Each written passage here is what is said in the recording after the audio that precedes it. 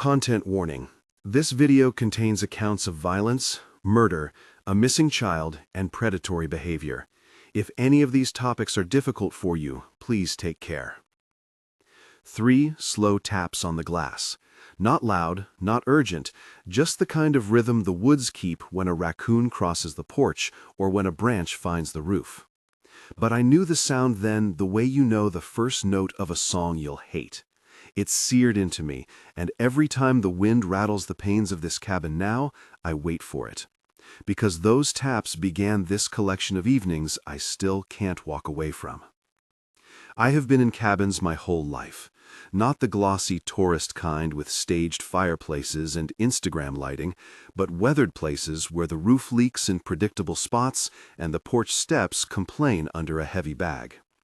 I tell these stories like I tell the others who find themselves in my chair by the fire. True, stubborn, little pieces of human failure and cruelty that the trees have been keeping to themselves. 7 of them. Each one starts ordinary. A holiday, a retreat, a hitch on a rainy road. Each one ends with something that doesn't belong. A silhouette on a second-story window. A pair of shoes left where no one could have put them. A scrape of fingernails on glass. I won't romanticize the woods. They're indifferent. They keep what happens inside them. Sometimes they give it back. 1. The storm that year hit like a lid dropped on the mountains. My father's cabin sits tight in a bowl of pines, up a gravel track that turns to muck as the maple trees lean over it. He'd bought the place 2 winters before, like a man trying to buy himself a quieter life.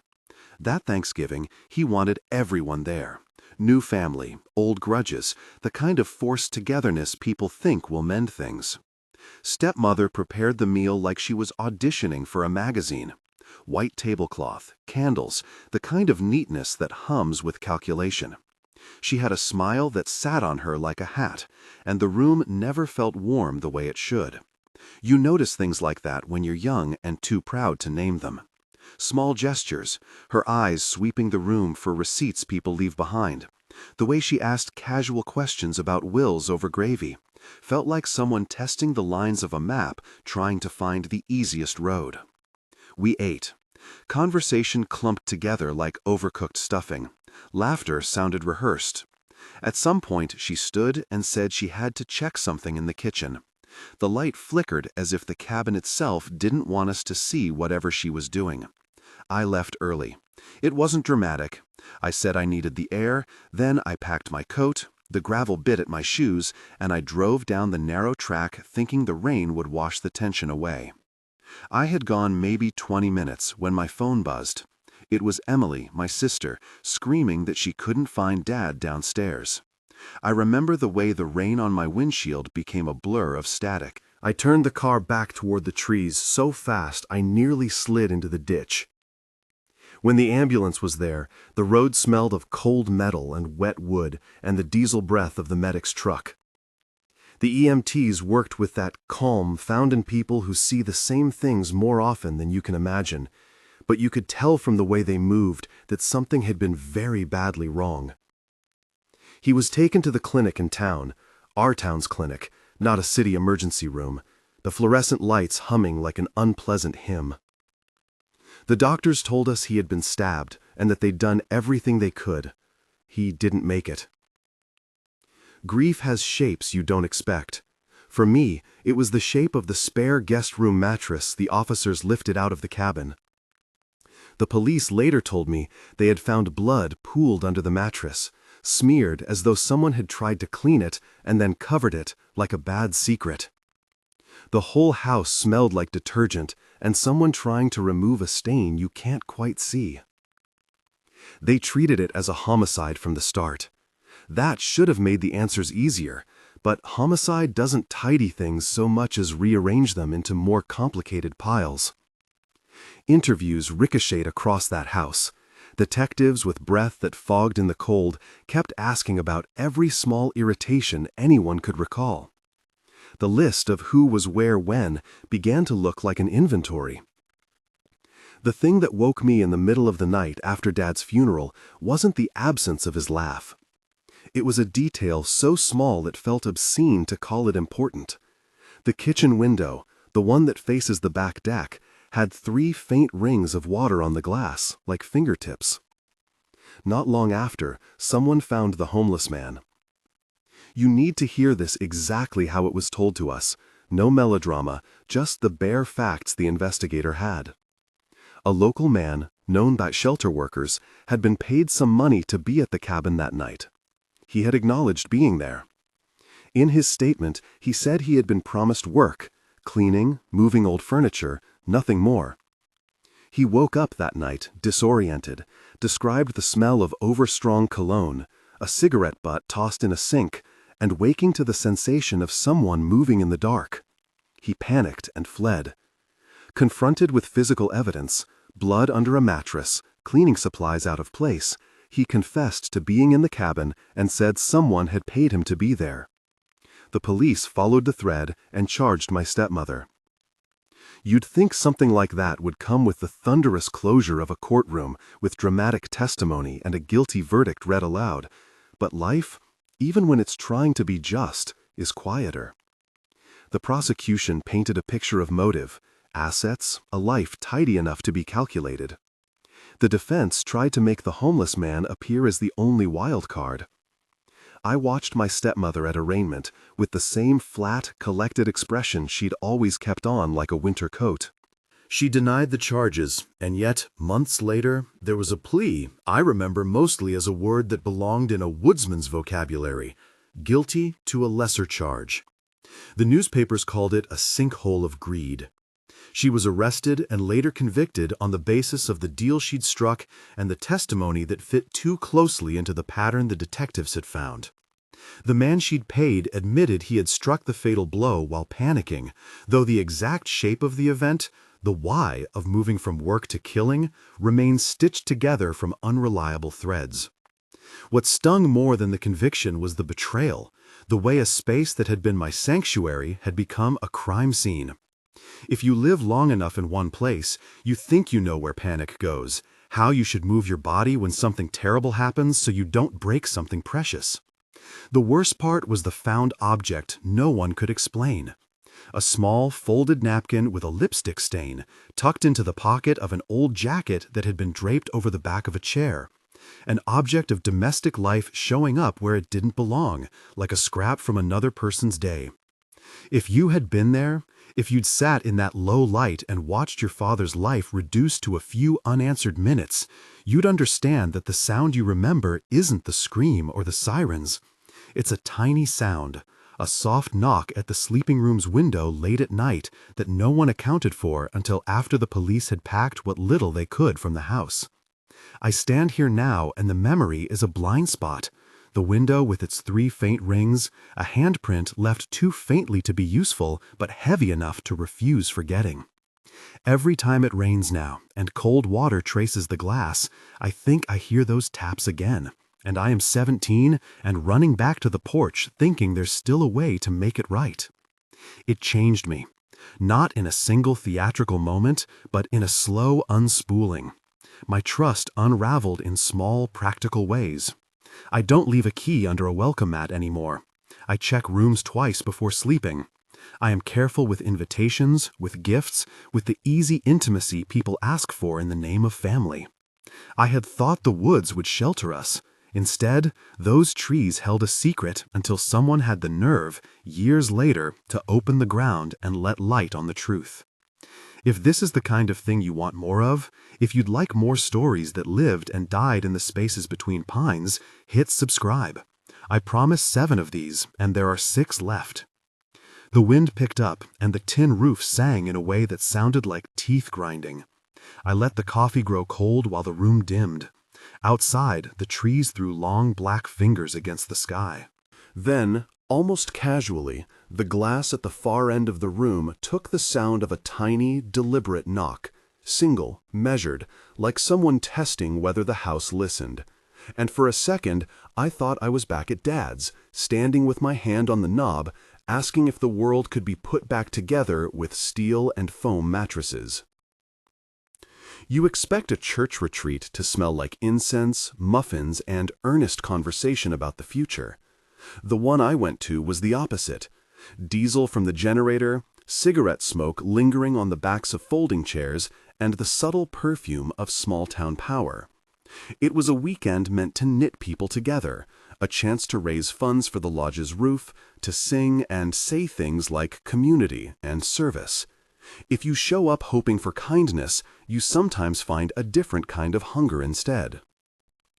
Brandon was the sort of man who understood religious language as a key. He used phrases that made people lean in: calling, covering, spiritual warfare. He could make attention feel like prayer. I was in my early 20s then, a little thin with loneliness and bone-deep tired of the city. He sought me out with a bedside manner that felt like refuge, belief as balm. And for a while, he was my nearest thing to safety in a place that pretended to be safer than it was. The cabin we slept in that weekend had bunks and a lantern that hummed, the kind of light that softens faces until their edges blur. At night, people drifted in from the main lodge, carrying cups and conversations. Brandon would sit with me and talk about scripture until it felt like sunlight in a jar. He knew how to quiet the room around us. He loved to place his hand on a shoulder and pray in public in such a way that the touch doubled as attention. The first time I felt watched, it was nothing more than a shadow that didn't match the light source. In a cabin, shadows are supposed to fall predictably: the lamp, the moon, the fire. But there was a night I woke to the sound of someone at the far window, the silhouette of a human pausing there. No light on, no one admitted to being outside. And the thing that felt wrong was how still the figure was. A silhouette at the second-story glass isn't a ghost. It's someone's decision to be seen and not be found out. It got worse. The weekend after, he found reasons to be where I was. He showed up at a music night in the lodge that was supposed to be a harmless open mic, the sort of place with cheap coffee and a guitar missing a string. He said he was there to support the group. He said he wanted to speak about accountability after one of the meetings. Instead, he cornered me by the stage and, under the hum of cheap lights and the applause of strangers, tried to turn a prayer into a reason to isolate me. His hand, he said, was anointed. He called it covering and leading. He put himself between me and the crowd and used words like a glove. The strange thing about being followed in a place that's supposed to be holy isn't the immediate fear so much as the quiet erosion of what you believe the community to be. I told one of the elders, thinking the man would be counseled or shooed away. The elder listened, then smiled, the kind of smile that told me change is a slow, expensive thing, and blaming someone with influence seldom accelerates it. "Brandon's been a pillar here," he said. "Maybe you misread his heart." When the man who holds authority offers you the same shelter he offers abusers, it feels like the first honest exposure of decay. I tried to be rational. I left the lodge for the night and slept in my car by the tree line to test whether safety was a thing. The woods were loud that night with cicadas and distant traffic, but at 3 a.m. I heard footsteps outside my window, deliberate padding that stopped, a pause like someone listening for the sound of my breath, and then vanished. In the morning, he was at breakfast with all the easy friendliness of someone who had never had to explain himself. He said he'd been praying on the porch and thought I must have been praying through the night. No one seemed to connect the soft padding on the gravel drive to his shoes. There's a particular cruelty in being doubly betrayed, by a person who uses faith as a mask and by a whole congregation that closes ranks. I left town in a hurry and lived with the ugly, practical fear that simple accommodations could be weaponized. A hug meant to trap, a small bed in a cabin meant to be a place to corner someone. The biggest wound wasn't a punch or a dramatic assault. It was the way my complaint was airbrushed away in the name of protecting the group's reputation. I still think of that silhouette sometimes when the light hits the glass and turns a human into a shadow. I imagine the man outside the window deciding whether to rap, to rattle the latch, or to simply stand and watch. The woods had taught me that silence is not always peace. Sometimes it's the prelude. There's a sound you don't expect in a retreat, metal on metal, like a match being struck or a skillet tossed down in a kitchen, followed by the subtle, deliberate tap at the window we began with. This time, the tap seemed almost conversational, as though whoever was tapping was impatient with the truths we couldn't and wouldn't say aloud. I cupped my hand over the warm rim of my coffee and listened until it popped again, twice, and the noise demanded a choice I couldn't make yet. When a child hugs you at the lodge because they need a story, you tell them something small and safe and full of wonder. Adults don't get that courtesy. We are told to hold our suffering like a matter for committee, for later, for some careful meeting in a room with bright windows and a pot of coffee gone cold. I had packed my bags the morning after the second tap. I kept my hand on the strap until the car warmed, until the engine hummed, until the rattling of the road seemed to deny me the right to go back.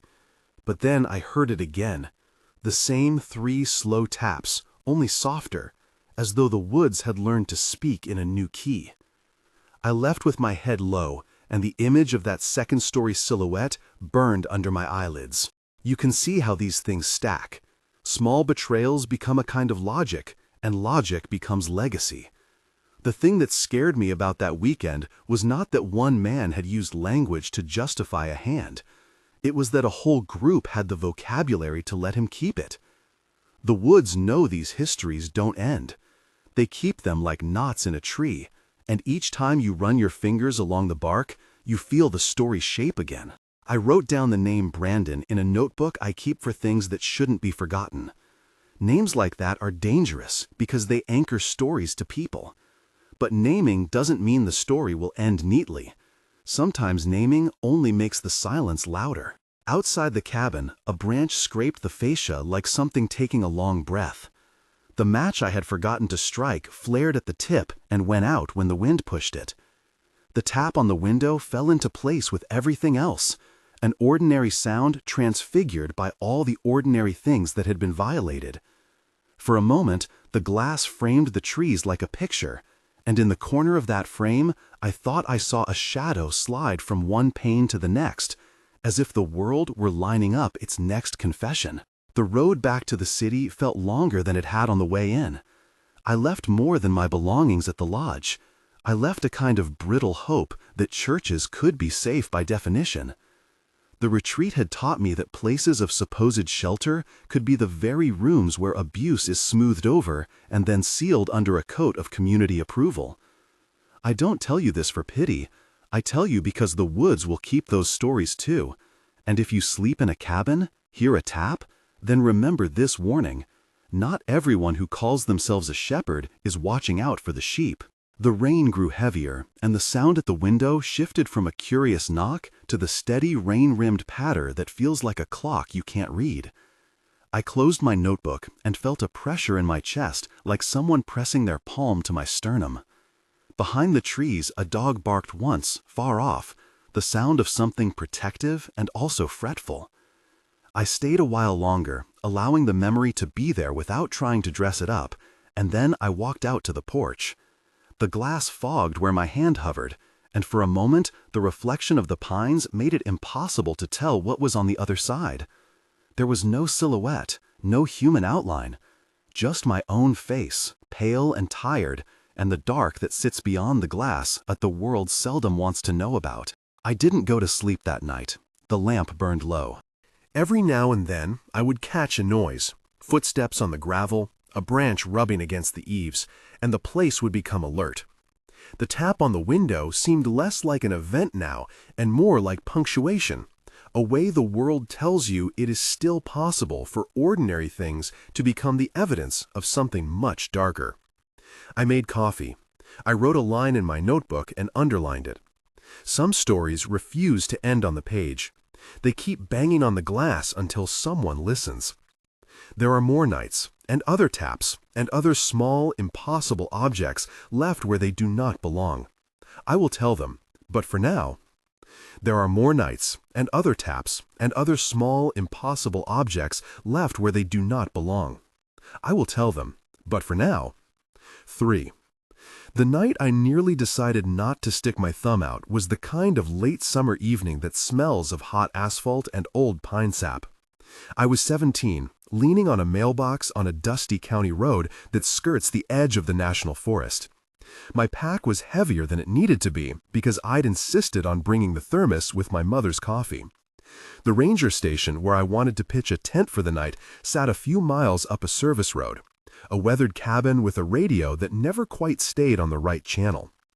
People came and went there, hikers, mechanics, park staff, and the place had the comfortable disorder of a shelter. Maps tacked to walls, chipped mugs in a sink, a bed someone had left half-made. A weathered station wagon pulled up with 4 guys who smelled like stale beer and old rotors. They were veterans of a kind that had been hardened not by years of discipline, but by a neighborhood's cheap resentments. Their voices had that flat cadence of people who had learned to make small talk into a test. They pulled over and asked if I needed a lift. There was an instinct that told me to say no, something in the way the tallest one scanned me like his eyes were measuring risk. But I'd been hitching small stretches since high school, and the ranger cabin was beginning to feel very far for someone with no money and little patience. I got into the back with my pack. The station wagon smelled like leather and old coffee and something that made my hands itchy. The men joked, the sort of rough laughter that insists on drowning out silence because silence might reveal something they'd rather bury. They argued about the ranger, some grudge over a citation, a truck towed, something petty that had metastasized into a plan. I remember a phrase that slid across the leather seats like a dropped coin. Teach him a lesson.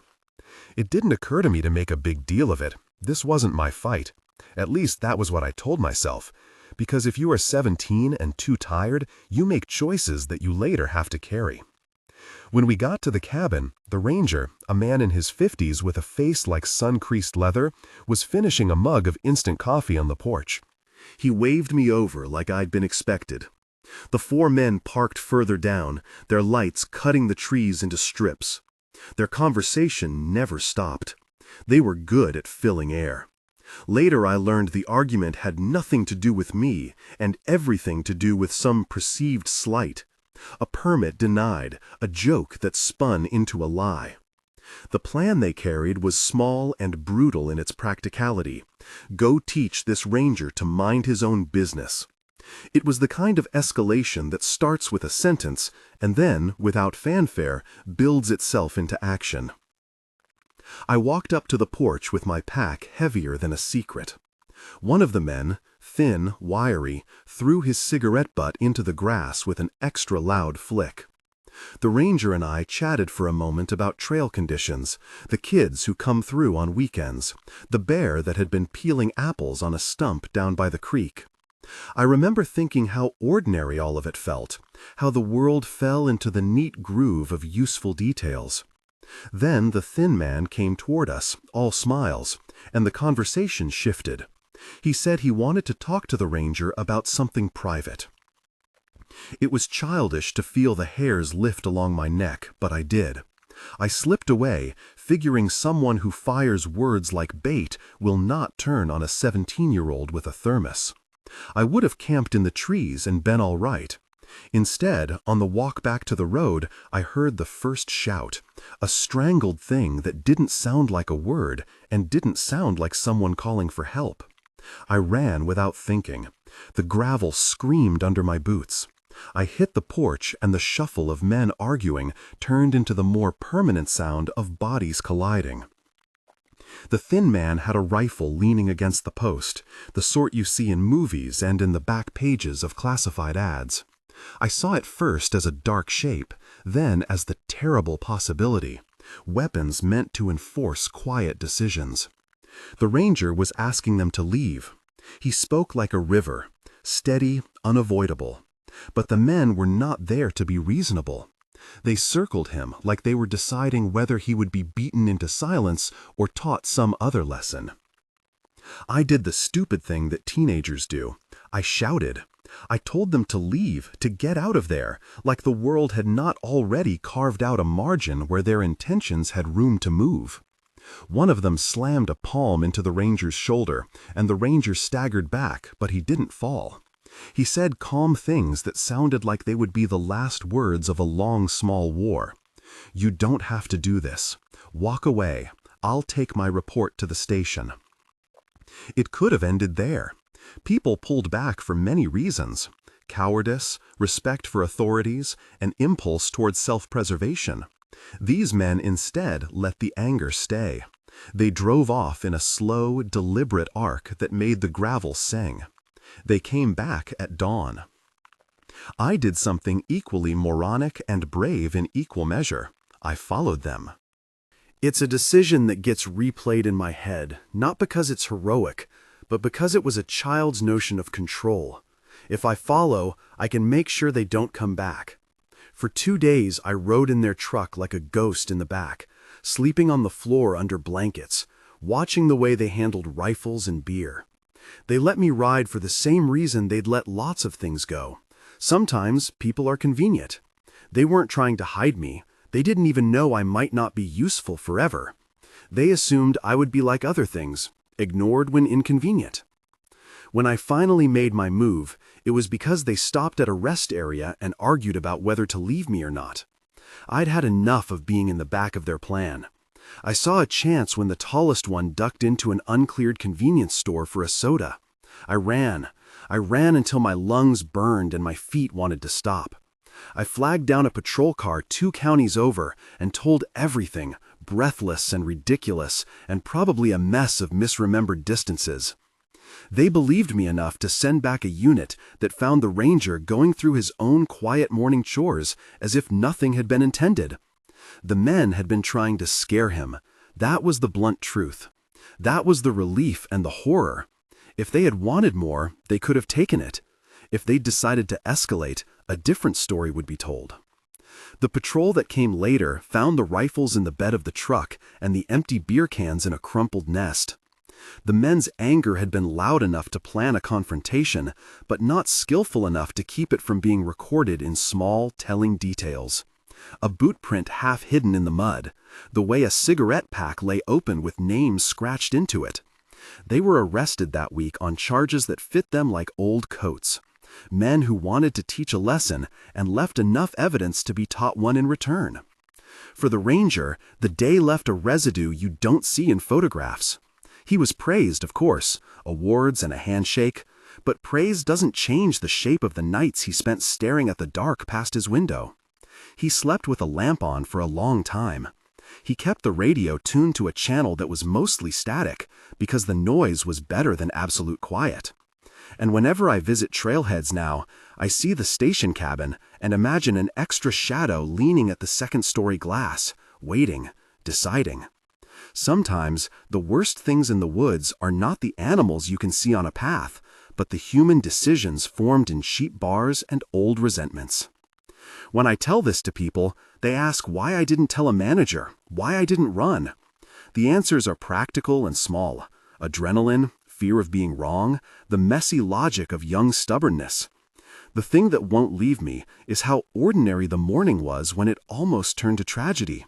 A kettle on the stove, a map pinned to the wall, a mug with a crack in it.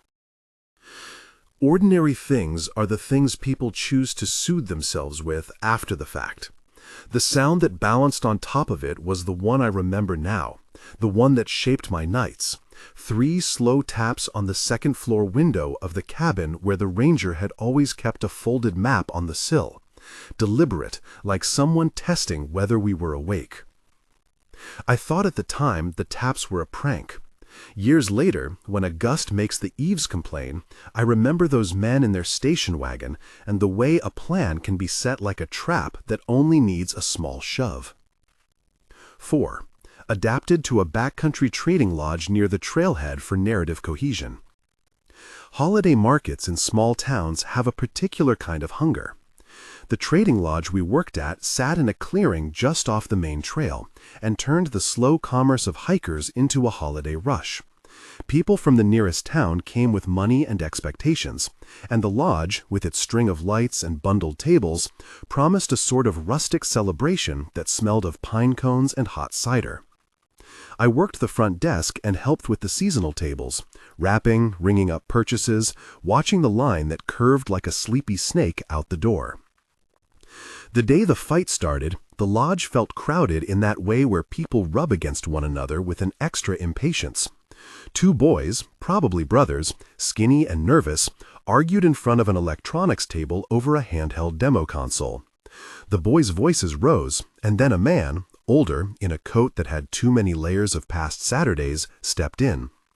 He was one of those men who interprets quantity of goods as a measure of his right to be anywhere. He scoffed and then shoved one of the boys back. The shove was small but firm. People watched because people watch spectacle the way birds watch shiny objects. No one moved because no one wanted to be the person who intervened. Within seconds, the shove had become two men yelling, and the two men evolved into two factions as if the lodge were a small body politic with its own rebellions. One father pulled another man's coat. It was the kind of escalation that seems to leap forward without anyone owning the decision, like a contagion. At the center of it, a man, someone who had probably been spirited and anxious the whole day, pulled from under a bag a wooden bat, the kind sold at the counter for novelty and souvenirs, and in a second that felt both slow and impossible, he swung. He hit a man who had been trying to separate the boys. The sound the bat made on flesh in a closed room is something that the mind doesn't wish to rehearse. People screamed and backed away. The lodge's windows steamed with breath and fear. A display case crashed to the floor as people ran. Someone called for an ambulance with a voice that shook, and other voices told them not to overreact. That impulse, people measuring what deserves their attention, created space for chaos. Paramedics got there with the kind of efficiency learned by practice. They worked around shoppers who left carts abandoned, who kept the tickets needed to pay for the things they'd suddenly no longer care about. There was an odd, almost cinematic moment in which a woman stepped back to pick up a thermos she had dropped and then rushed on, as if the thermos had no longer mattered. The man who had been struck bled where he lay on the rug in front of the fireplace. I watched a child clutch an untouched plush bear as if the bear could anchor him. There was a smell of garlic from the kitchen and disinfectant and the metallic understanding that life had been altered by a decision to swing. The man with the bat was arrested on the spot. It wasn't a dramatic arrest like in movies, it was practiced police business. But arrests do not repair the behavior you see the next day. The cold calculus of people deciding goods are worth more than gentleness. After the paramedics left, some in the crowd picked through the damaged display for items that had slid into the dust. One of the saddest parts of that morning wasn't the man on the floor. It was the way shoppers let the brief moment of emergency become an opportunity. They took what they could. That image has stayed with me. The line of mugs, a cracked corner of a tablecloth, a child's coat left where a father had bent to help. The lodge emptied and then refilled, because in small communities life resumes as if continuity can be restored with a broom. The man who had been hurt survived, but you could see in his face a kind of private reclamation, gratitude mixed with disbelief that a place meant for warmth and trade could host such a small feral moment. For weeks after, the lodge's back room smelled of bleach and apologies. We put signs up about safety. We rewired the lights to make the entry more visible. We trained volunteers on de-escalation. Practical solutions for a moral problem. But practical solutions don't change the way you notice people's faces.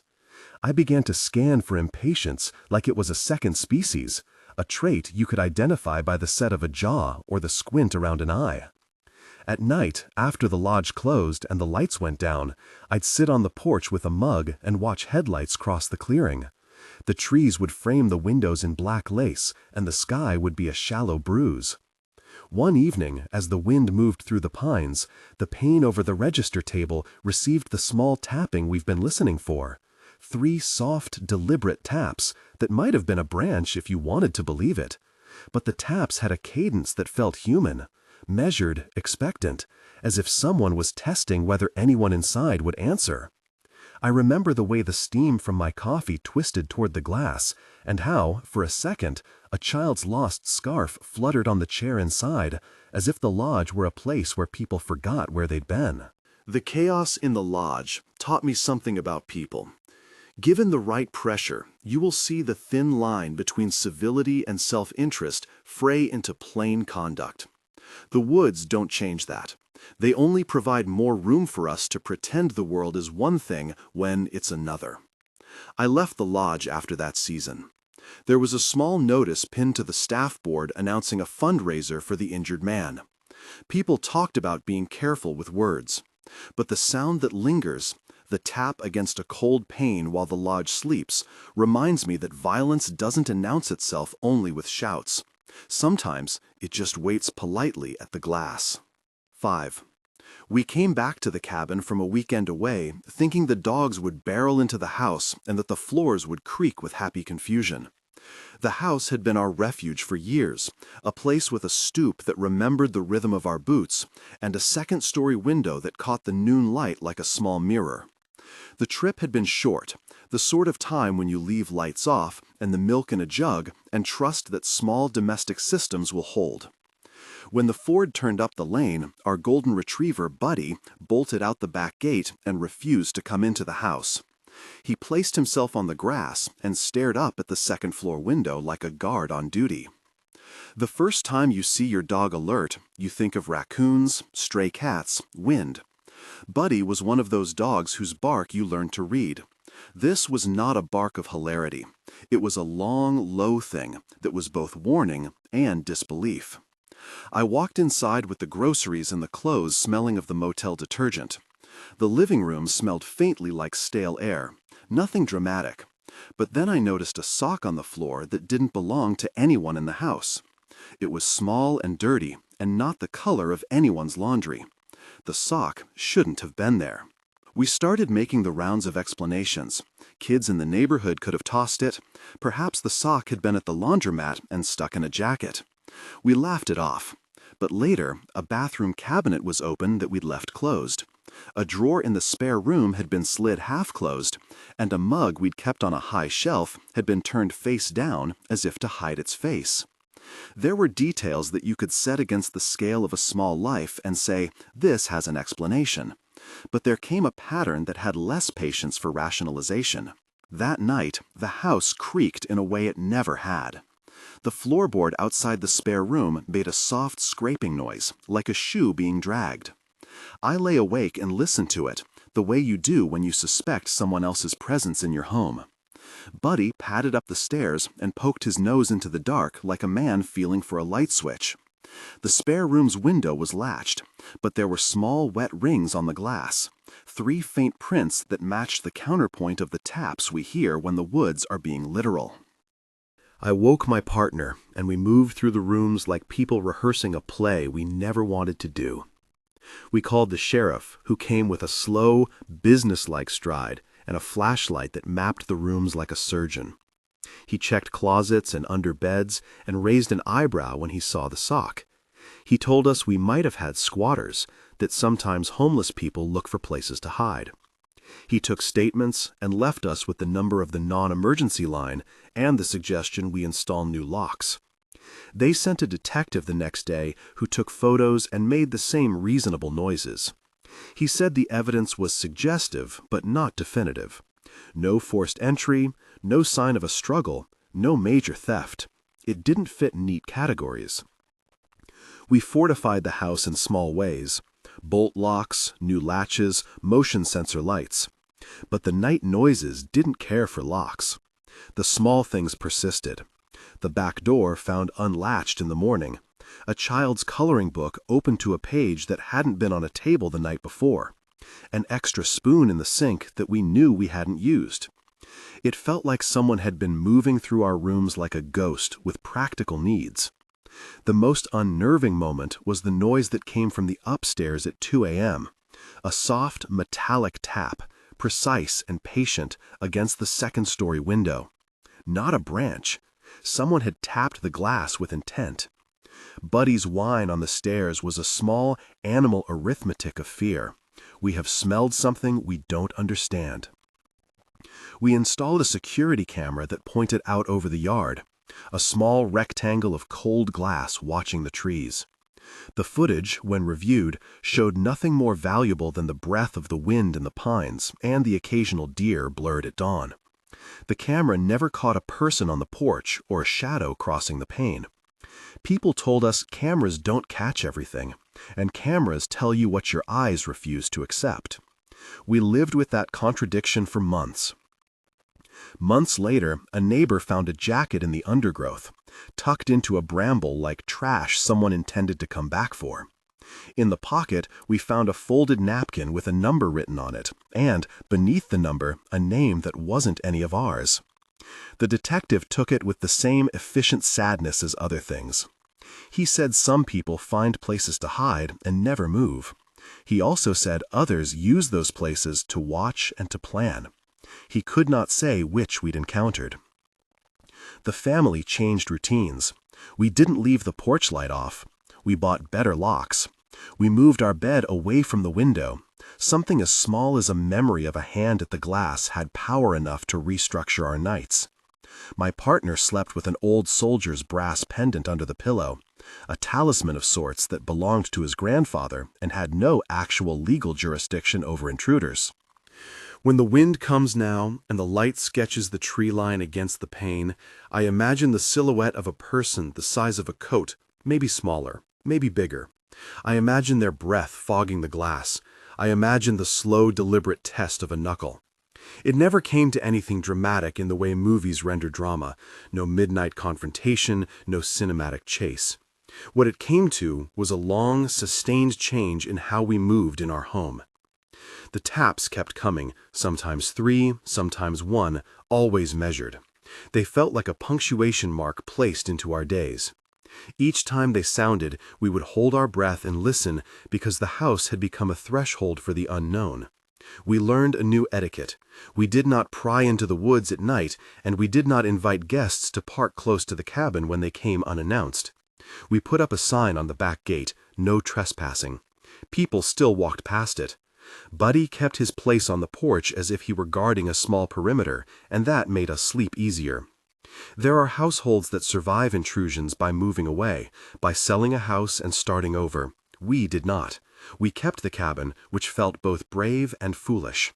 The forest keeps its secrets, but sometimes it returns pieces to you. A sock, a napkin, fingerprints on glass, just enough to make you remember that other people can decide to be inside your life without asking you. Some nights I still wake at 2 a.m.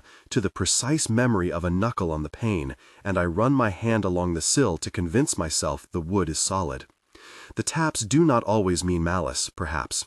They sometimes mean someone is testing whether anyone is awake, whether anyone will notice.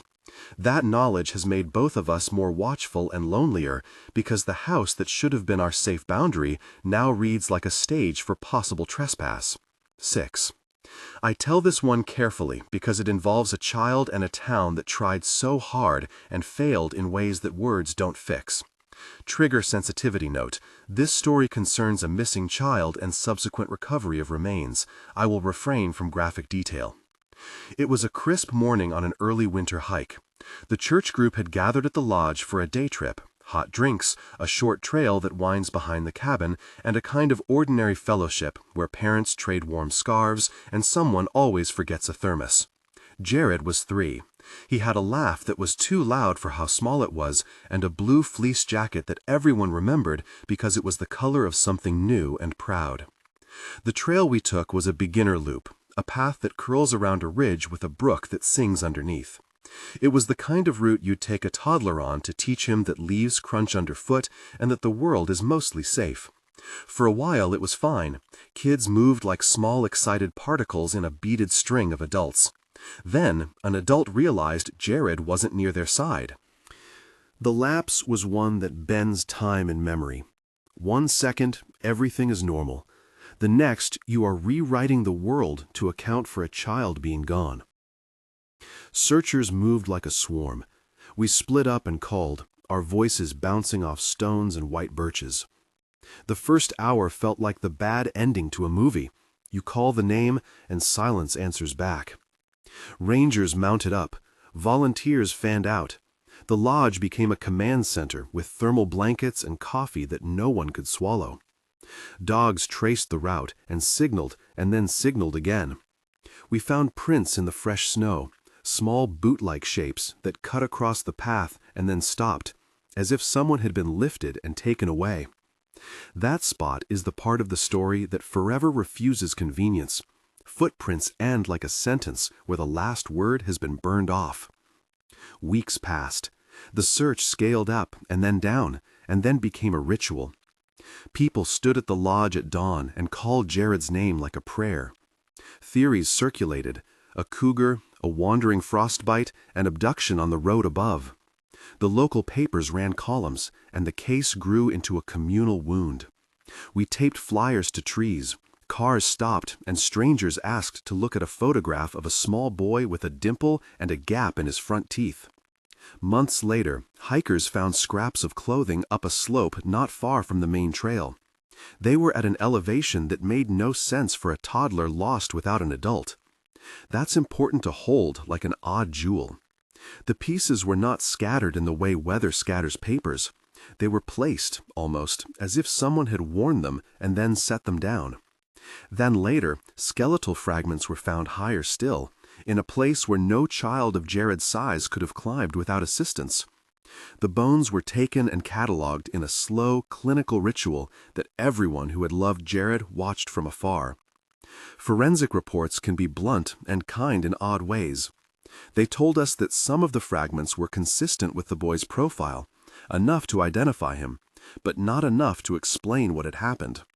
The manner of death could not be definitively settled from the evidence. We had the unbearably hard knowledge that a child we had seen 3 months ago had been found in pieces of a story that made no arithmetic sense. Theories swirled in the town like leaves in a late wind. Some people refused to believe the medical reports. Others held on to the data as if it were the only thing left to affirm a truth. The police canvassed for months and chased leads that evaporated like breath. There were suggestions of an animal attack, of someone taking a child for reasons that bent understanding. There were accusations and consolations. Nothing satisfied the question that hung in the air like a spiderweb. How does a child vanish and end up in a place that doesn't fit the logic of his reach? What remains, for the families and for those of us who watched and volunteered and prayed, is a slow unlearning of a world you thought you understood. The woods became less a place of Sunday hikes and more a secret keeper with a dry mouth. Parents tightened grips on leashes and their children's hands. The lodge installed checkpoints and greater accountability for children. The sheriff's department made changes and held meetings. Even so, there was a peculiar cruelty in the ways we tried to make sense of the senseless. People whispered in corners, made speculations that were sometimes cruel because suffering in a town breeds the need for answers. There are 2 images that come back to me most. The first is the blue fleece jacket folded small and placed on a volunteer's table after it was taken from evidence. Its color so bright against the plastic bag, it looked like a child's toy in a footnote. The second is a photograph of the slope where the clothing and fragments were found. Trees cut against a gray sky and an inexplicable placement of small items. They don't add up the way a police report tries to make them, and that is the tragedy. The finality of identification did not mirror a finality of understanding, and that gap is where grief and suspicion live. We never got the satisfying end where a guilty party confesses and is led away in cuffs, and the town exhales. Instead, we had the medical confirmation of death, and the long, brittle business of funeral planning, and the kind of community that stitches itself back together with small acts of generosity and determined forgetting. Jared's parents left the lodge after a season, because how do you stay where a child went missing and then is found in a way that doesn't make sense? Some of us stayed and lit candles, which is a tiny human thing to do against the background of a world that is indifferent. If this story has a moral, it's not tidy. The woods do not necessarily hide monsters of myth. Sometimes they shelter answers that do not fit our calculations. We learn to ask different questions, not who with the hope of a single answer, but what do we change so another child's footprints don't end like this? And we turned our fear into practical changes. Better supervision, more trail markers, volunteers trained to watch. It's not justice, and it's not consolation. It's a way of refusing to let the forest's indifference be a final word. When I revisit that slope now in my mind, I see daylight catching at a pane of window somewhere in the town and imagine 3 precise taps on the glass. The same cadence we've been listening for. The taps are a rhythm of the world telling you there is something you cannot easily fix. They are a metronome counting out what we owe to children: vigilance, community, and the refusal to let mysteries calcify into silence. 7. Nikki's story is short and sharp like a hospital bracelet snapped closed. She was the kind of person who believed in small mercies. Picking up a hitchhiker as a matter of practical kindness if they looked trustworthy. She was heading back to the cabin after a weekend at the lodge and saw a man at the side of the road, a silhouette with his thumb out and a backpack slung low. He smiled in a way that made her think of lonely truck stops and the flipped kindness of strangers. She pulled over because the road was long and because she had been raised to help. They talked for a while at a diner we'd passed earlier, but it felt too close to the cabins for comfort, so Nikki invited him to share a burger at a roadside table under the lodge's lamplight. The man was polite, talkative, and fed her a story about needing a ride to a friend's cabin because his car had died. They ate, he left, and she thought, like many generous people, that she'd done the right thing. It's worth saying out loud. Doing good is sometimes a risk, but often it is where people store their dignity. Nikki kept her keys in her hand, checked the locks twice as a habit, and then forgot the man's name by breakfast. That was the end of the ordinary part of the story. A few days later, Nikki received a call. It was a voice she recognized vaguely from the diner. He spoke in an even cadence and said, "Thank you. Thank you," he said, "for giving him a meal and a ride and for not looking at him like a problem." Then he said something that made the first coolness of the season feel like a hand at the base of her skull. He told her that he had sat in the diner and imagined ways to hurt her, that for a while that had been an option he liked the look of.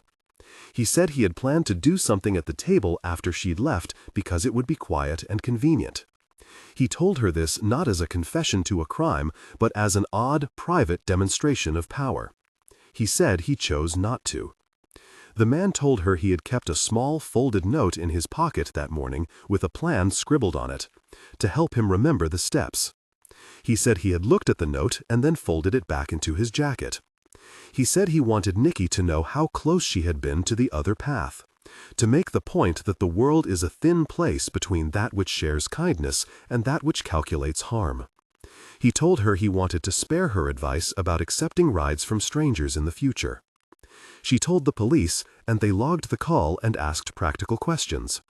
They found no evidence of a direct attempt because there had been none, only a plan that never left the paper it was written on. The man could not be charged for not following through on a plan. He could, however, be charged if he threatened harm. The call itself was chilling and made her feel watched in a way that is different from direct violence. It was a call that repositioned kindness as something fragile rather than sturdy. The officer who took her statement had a face that suggested he had seen similar calls before. He recommended changing her number, keeping doors locked, and what the manuals call sensible safety practices. There was no arrest, because an unacted plan is hard to prosecute. Nikki stopped picking up strangers. She said it's a small thing, but felt like a wedge in her daily life. She started driving a route that kept the highway in sight. She began leaving the radio on late and parking under lights, and she replaced the locks on the cabin she had rented that season. The man, by all accounts, moved on to other places where he might test the edges of his appetite for harm. We do not know if he kept his habit of choosing not to act. The call remained the clearest image, the polite voice, the fold of paper, the confession that someone had held a dark possibility for her in their pocket and then, at least this time, folded it back. She told me she kept a mental image after that. A piece of paper with a small list, steps to do harm, folded and placed in a pocket like a talisman. It had power because it represented the difference between what happened and what might have. It's a dangerous, fragile kind of power, the way an unplayed chord can make you feel both grateful and vulnerable. In the months after, Nikki's nights were lined with small rituals, checking door locks twice, parking so the headlights lit the road on her way in, keeping a flashlight on the nightstand. She said it wasn't paranoia. It was the new math of living, where you'd been reminded how small an invitation can become a risk. The image she carries is simple and terrifying. A man folding a small note and placing it on his chest, his finger sliding across the paper as if to feel the edges of a possibility that could have been. Epilogue. The rain had abated while I told those stories, but the trees still shook with a tired wetness. In the space between tales, a kind of silence falls that is not restful. It is watchful. The cabin is old, and it keeps the echoes of conversations like a ledger keeps debt. I pour another cup of coffee, because what else do you do when the house is full of other people's small sorrows and you need a warm thing to hold? If you have been listening, you know the shapes these stories take. A hand at a pane, a misplaced sock, the smell of cheap cologne in a bed where someone shouldn't have been. You know them because these are ordinary things arranged into being by choices that did not need to be monstrous to be destructive. When people ask me why I moved these stories into cabins and lodges, why the Toys R Us fight becomes a scuffle near a trading table, why lonely streets become county roads, it's because the woods are a stage that makes the ordinary stand out. It is easier sometimes to see human cruelty when the world around it is stripped to the bones.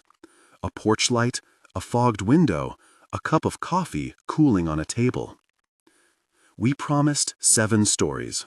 We have had betrayals from within families, from community leaders who use spiritual language as a lever, from men who plan small violences and men who swing bats, from intruders who make themselves small and persistent, and the terrible unsolved disappearance of a child. Each ends with a detail that refuses to be tidy. The charges were filed in some cases, treatment and recovery in others, in one case silence and unresolved grief. What links them is not only location or the image of a cabin window, it is the small human decisions that make terrible things possible, the choosing of convenience over care, of reputation over truth, of profit over compassion. There is a final detail I want you to hold with me, the sound of 3 soft taps at the window.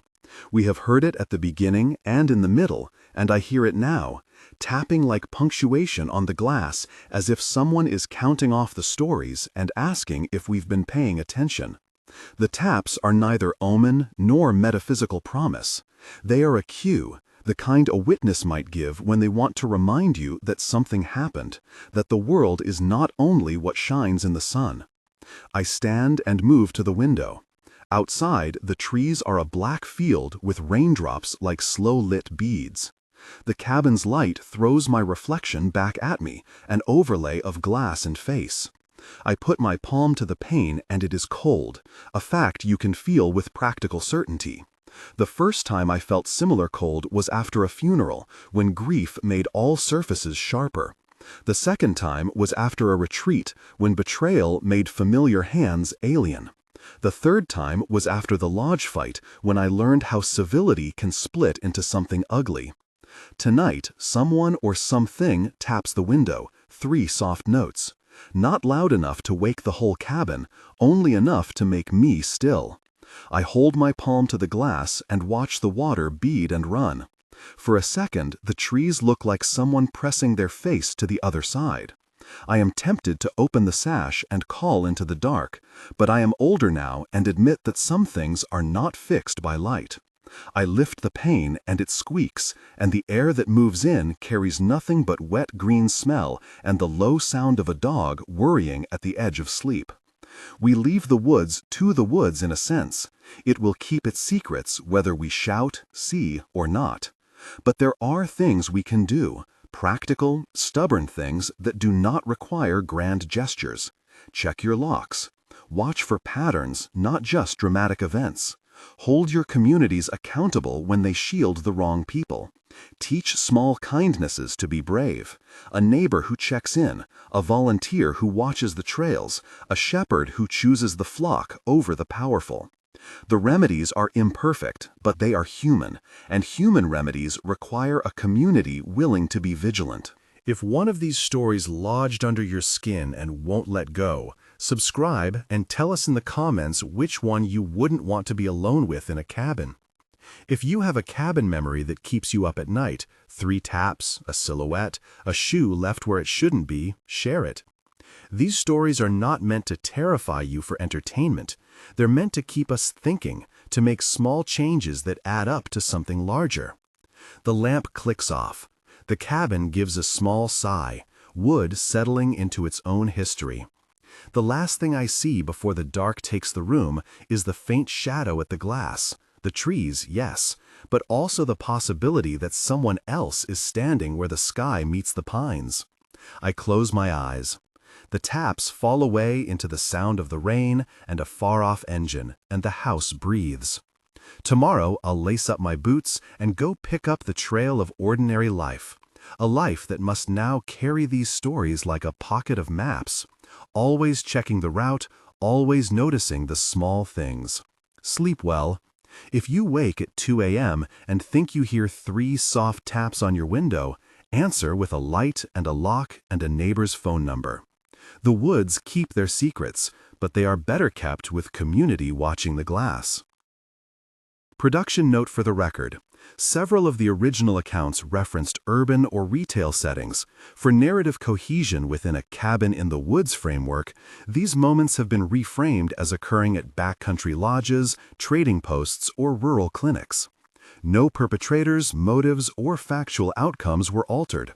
Only the immediate setting and incidental props were adapted to align with the cabin woods motif.